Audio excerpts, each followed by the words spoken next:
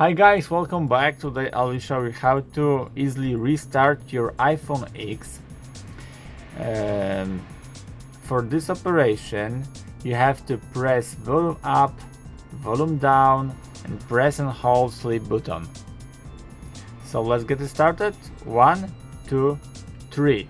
Press and hold sleep button.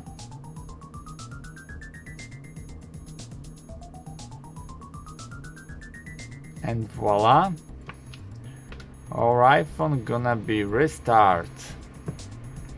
We see the logo of Apple. This operation is easy to do when you have a lag on your phone or software doesn't work properly at all. And as you see, our iPhone is now restarted. I hope the video is useful for you. If you have any thumbs up, subscribe my channel. I'll see you by next video. Hey!